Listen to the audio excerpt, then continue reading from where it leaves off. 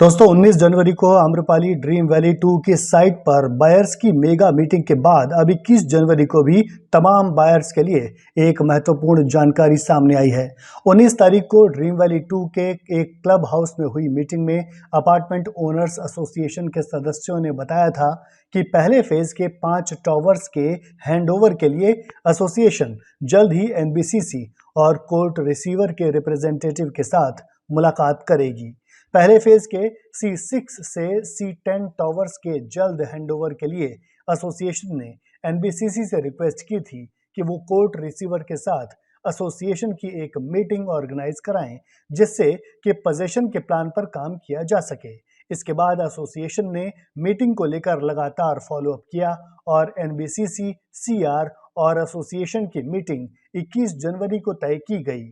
AAOA यानी ad hoc apartment owners association की तरफ से सीआर और एनबीसीसी के अधिकारी से मुलाकात के लिए एसोसिएशन के अध्यक्ष हरिश्याम ठाकुर, उपाध्यक्ष कुलदीप मुंशी, कोषाध्यक्ष मदन लाल, महासचिव सतीश कुमार यादव और सदस्य राहुल कश्यप गए थे। एसोसिएशन ने सीआर और एनबीसीसी के साथ हुई इस मीटिंग को काफी फ्रूटफुल बताया है। एसोसिएशन के सदस्य राहुल कश्यप ने फ्लैट बायर्स के सोशल मीडिया प्लेटफॉर्म पर मैसेज में बताया कि 21 जनवरी को सीआर टीम, एनबीसीसी के जीएम और एएओए के सदस्यों की जॉइंट मीटिंग हुई। इसमें सीआर टीम की तरफ से प्रवीण और एनबीसीसी के जीएम मुकेश ताले शामिल हुए। लगभग 1 घंटे तक चली मीटिंग में लगभग 1 दर्जन मुद्दों पर बातचीत हुई है, जिनमें पहला मुद्दा रहा लिफ्ट एएमसी का। मीटिंग में बनी सहमति के मुताबिक एनबीसीसी लिफ्ट्स के लिए 1 साल की एएमसी देने और लिफ्ट के अंदर सीसीटीवी कैमरास लगाने के लिए राजी हो गई है।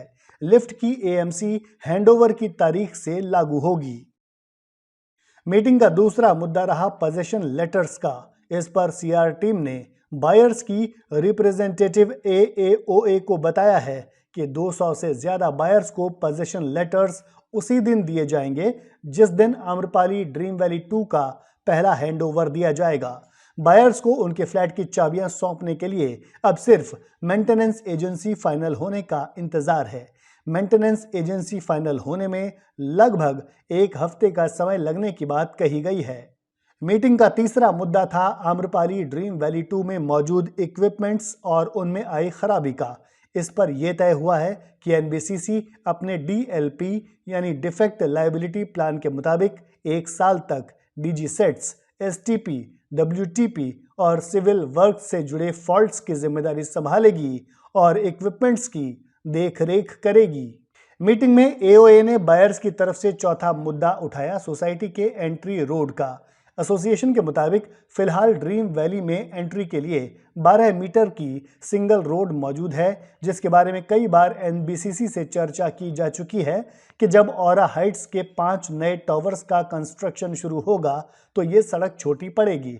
इस पर एनबीसीसी ने मीटिंग में कहा है कि वो एंट्री के लिए सोसाइटी के मंदिर के पास से एक 6 मीटर का रास्ता दे देगा, जिससे कि फ्लैट बायर्स आसानी से सोसाइटी में एंट्री कर सकें।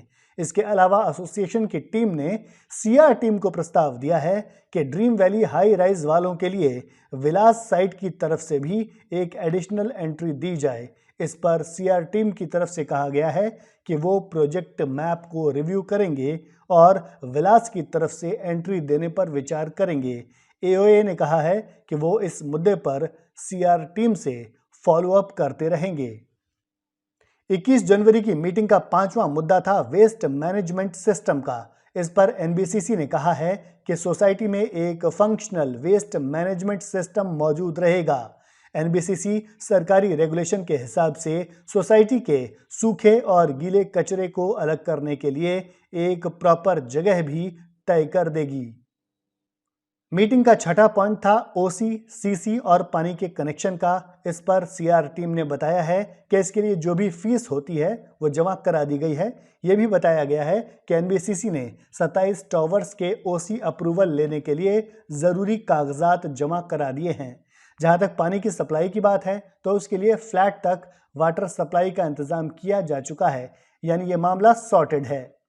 7वां और महत्वपूर्ण मुद्दा था सुरक्षा का। एओए ने चोरी और ट्रेसपासिंग की आशंका जताते हुए मांग की थी कि जिन टावर्स का पोजीशन दिया जाए उन्हें बाकी टावर्स से अलग रखते हुए प्रॉपर बैरिकेडिंग कर दी जाए। यह मुद्दा 11 जनवरी को एनबीसीसी और बिल्डर टीम के साथ मीटिंग में भी उठाया गया था। इस पर यह तय हुआ है कि एनबीसीसी और बिल्डर हैंडओवर किए जाने वाले टावर्स और बाकी सोसाइटी के बीच टेम्परेरी पार्टीशन कर देंगे। सीआर टीम और एनबीसीसी के साथ एओए की मीटिंग का 8वां मुद्दा था बायर्स पर लगाए गए इंटरेस्ट का। एसोसिएशन ने सीआर टीम से ये ब्याज माफ करने की अपील की, जिस पर सीआर टीम ने कहा है कि जिन बायर्स ने सीआर के प्लान के हिसाब से पेमेंट किया है वो आखिरी पेमेंट के वक्त सीआर ऑफिस से कांटेक्ट कर सकते हैं और इंटरेस्ट वेव ऑफ करने के लिए कह सकते हैं। इसमें हर बायर के केस के हिसाब से इंटरेस्ट माफ करने पर विचार किया जाएगा। मीटिंग का 9वां मुद्दा था फायर एंड सेफ्टी का, जिस पर एनबीसीसी ने भरोसा दिया है कि फायर एंड सेफ्टी का पूरा सिस्टम ठीक है और ये प्रॉपरली फंक्शन करेगा। मीटिंग का 10वां पॉइंट था नए बायर्स का बिल्डर बायर अग्रीमेंट। एसोसिएशन ने सीआर टीम के सामने इस पर चिंता जताई तो सीआर टीम ने बताया कि वो एनारॉक और स्टार के साथ मिलकर पोजीशन के वक्त सभी बायर्स को बीबीए प्रोवाइड कराने के लिए काम कर रहे हैं। सीआर टीम ने इस काम को स्पीड अप करने की बात कही है। दो अलग अलग बायर्स के नाम एक ही फ्लैट की एंट्री के मुद्दे पर सीआर टीम ने बताया है कि जो बायर पूरी पेमेंट करेंगे उन्हें first come first serve basis पर फ्लैट अलॉट कर दिया जाएगा, जबकि दूसरे बायर को दूसरा फ्लैट अलॉट किया जाएगा। ये पॉइंट नए बायर्स के लिए काफ़ी महत्वपूर्ण है। एओए टीम ने मीटिंग में बताया कि एनबीसीसी के मुताबिक जिम की मशीनें उसके स्कोप में नहीं हैं, इसलिए सीआर टीम इसके लिए कुछ फंड अप्रूव कर दे। इस पर सीआर टीम ने ना तो इनकार किया है और ना ही वो इसके लिए राजी हुई है। एओए ने फैसला किया है कि पोजीशन के बाद इस मुद्दे को फिर से उठाया जाएगा। इन सभी पॉइंट्स पर विचार करने के बाद जॉइंट मीटिंग से कुल आउटकम ये निकला है कि अब बिल्डर कंपनी और एनबीसीसी को की हैंडओवर सेरेमनी और पूजा के लिए एक तारीख फाइनल करनी है। जैसा कि आप जानते हैं कि हैंडओवर में सबसे बड़ी दिक्कत लिफ्ट एएमसी और मेंटेनेंस एजेंसी फाइनल होने की थी।